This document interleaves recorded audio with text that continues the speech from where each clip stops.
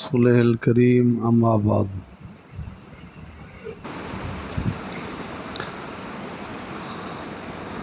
انبیاء علیہم السلام سے سب سے پہلے نبی حضرت آدم علیہ السلام ہے۔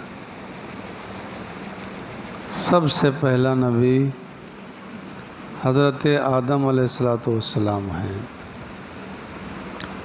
اور یہ عقیدہ رکھا جائے کہ سب سے آخری نبی جناب محمد الرسول اللہ صلی اللہ علیہ وسلم ہے۔ حضور علیہ السلام کے بعد کوئی نیا نبی نہیں آ سکتا۔ حضرت عیسیٰ علیہ السلام آسمانوں پہ تشریف فرما ہے۔ حضور علیہ السلام نے فرمایا وہ قیامت کے قریب تشریف لائیں گے، یہ عقیدہ رکھا جائے۔ اور ایک یہ مسئلہ اور عقیدہ یاد رکھیں کہ انبیاء علیہ السلام کی کل تعداد کتنا ہے یہ صرف اللہ کو معلوم ہے۔ انبیاء علیہ السلام کی ذوات گرامی کل کتنا آئے ہیں یہ صحیح اللہ کو معلوم ہے۔ یہ جو روایات پیش کی جاتی ہیں 1,24,000 یا 2,24,000، یہ روایات اتنا مضبوط نہیں ہے۔ اس وجہ سے عقیدہ یہی رکھا جائے کہ جتنا انبیاء تشریف لائے ہیں میرا سب پر ایمان ہے، یہ تعداد نہیں۔ یہی وجہ ہے کہ آپ نے علماء سے یہ جملہ سنا ہوگا کہ جب فرماتے ہیں کہ 1,24,000 آگے جملہ بولتے ہیں کم و بیش، یا اس سے کم یا زیادہ، تو اس وجہ سے حتمی اور یقینی نہیں کہا جا سکتا کہ اتنا ہی ہیں۔ جیسے فرشتوں کی تعداد کوئی معلوم نہیں، صحیح اللہ کو معلوم ہے کہ کل فرشتے کتنے ہیں، بس ہمیں ایمان رکھنا ہوگا کہ جتنے فرشتے تشریف لائے ہیں، جتنے کو اللہ نے بھیجا ہے، میرا سب پر ایمان ہے۔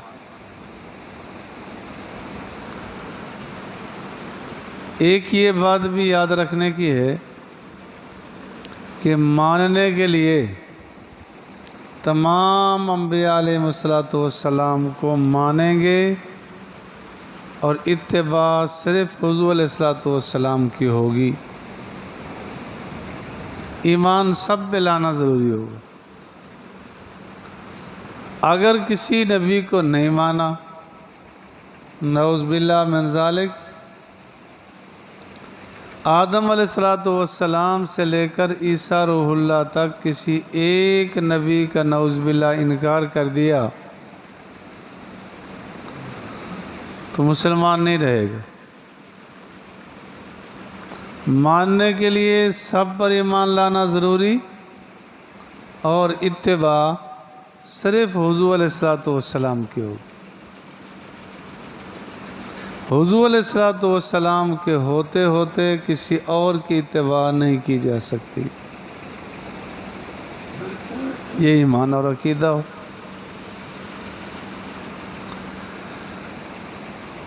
اور ایک یہ بات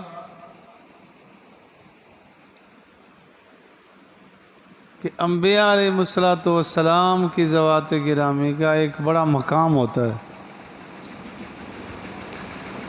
کوئی امتی ادنا سے ادنا نبی کے برابر نہیں ہو سکتا۔ یوں سمجھیں کہ انبیاء علیہ السلام کی ذوات گرامی کے بعد سب سے زیادہ مقام جناب صدیق اکبر رضی اللہ تعالیٰ عنہ کا ہے۔ ایک نہیں، دو نہیں، کروڑہا صدیق اکبر اکٹھے ہو جائیں تو کسی ادنا سے ادنا نبی کا مقابلہ نہیں کر سکتے۔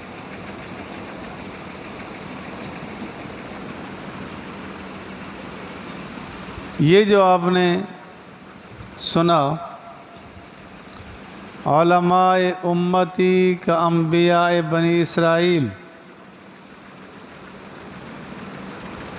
بتایا جاتا ہے کہ حضور علیہ السلام نے فرمایا کہ میری امت کے علماء بنی اسرائیل کے انبیاء جیسے ہیں۔ قطعاً یہ عقیدہ نہ رکھنا کہ درجے میں برابر ہیں۔ جب صدیق اکبر کسی نبی کے برابر نہیں ہو سکتے تو عام مولوی کیسے ہو سکے؟ قطعاً یہ عقیدہ نہ ہو۔ اور یہ حدیث علماء نے اس پر کلام کیا ہے، علماء امتی کا انبیاء بنی اسرائیل، یہ حدیث کمزور ہے، کبھی بھی برابر نہیں ہو سکتی۔ اسی طرح کبھی کوئی تابعی صحابی کے برابر نہیں ہو سکتی۔ تابعی صحابی کے برابر نہیں ہو سکتا۔ سچ کہا گیا کہ عمر ابن عبدالعزیز رحمۃ اللہ علیہ جیسے عظیم آدمی ہیں، بڑا عظیم آدمی، لیکن فرمایا عمر ابن عبدالعزیز جیسے کروڑوں اگر جمع ہو جائیں تو امیر معاویہ رضی اللہ تعالیٰ عنہ جب جہاد کے لیے نکلے اور ان کے گھوڑے میں خاک پڑی تھی نا ناک میں، اس کا مقابلہ بھی نہیں کر سکتے۔ ایک تقدس ہوتا ہے۔ ایک یہ عقیدہ بھی رکھیں کہ نبی معصوم ہوتا ہے، نبی سے کبھی بڑا چھوٹا گناہ کوئی نہیں ہوتا۔ نبی گناہ سے معصوم ہوتا ہے، نبی سے کبھی بھی چھوٹا بڑا گناہ نہیں ہوتا۔ کبھی ذہن میں آئے کہ سیدنا آدم علیہ السلام کو منع کیا گیا وَلَا تَقْرَبَا هَٰذِهِ الشَّجَرَةَ، اس درخت کے قریب نہ جانا، انہوں نے کھا لیا، جنت سے نکالے گئے، یہ کیا ہے؟ تو اس کے متعلق اللہ رب العالمین فرماتے ہیں فَنَاسِيَ وَلَمْ نَجِدْ لَهُ عَزْمًا، آدم علیہ السلام کو نسیان ہو گیا تھا،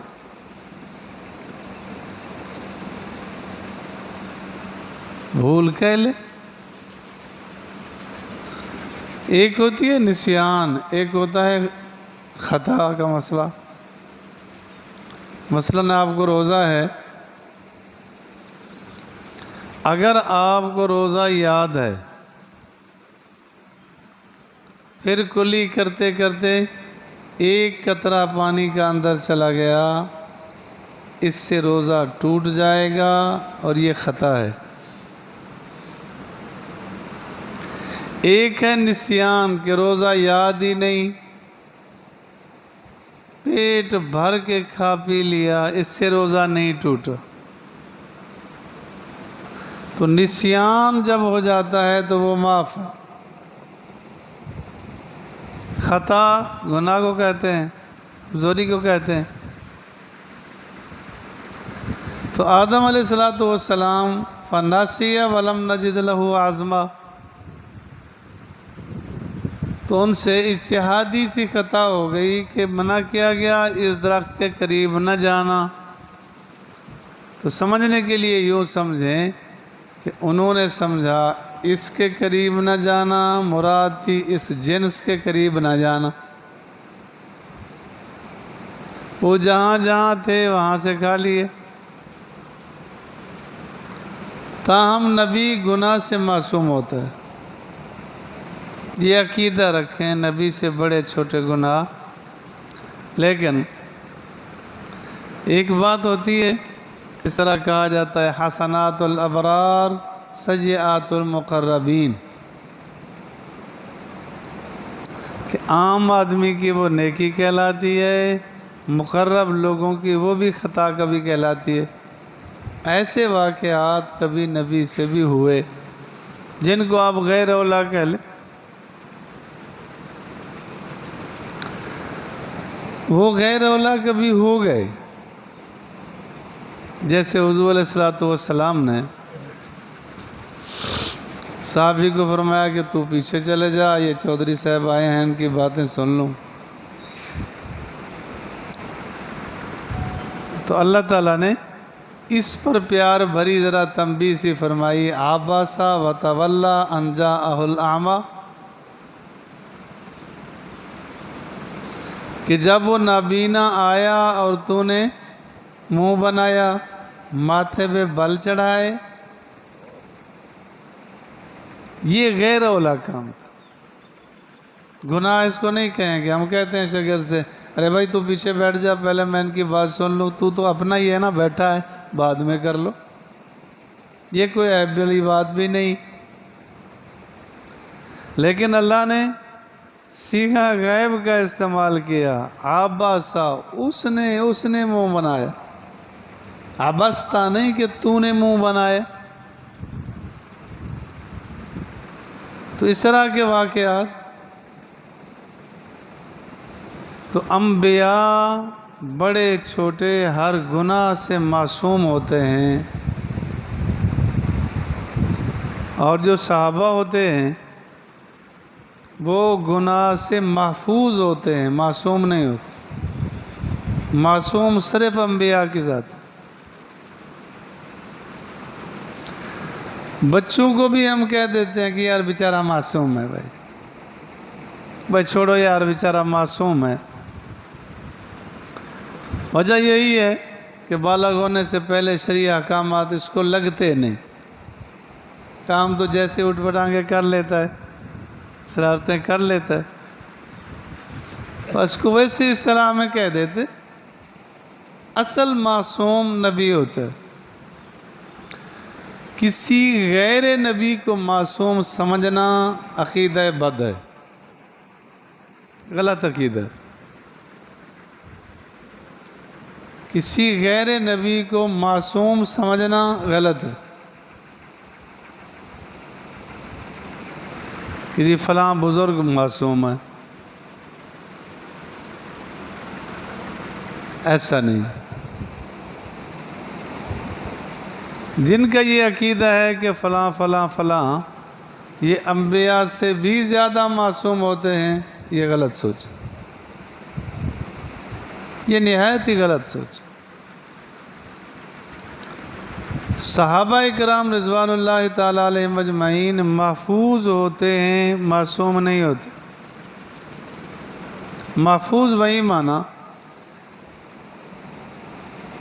کہ ایسے کام، کبھی ناجائز کام صحابہ سے ہو گیا لیکن اللہ نے گناہ پہ ٹکنے نہیں دیا، فوراً متوجہ کیا، توبہ کر لی، فوراً متوجہ کر دیا۔ اور صحابہ سے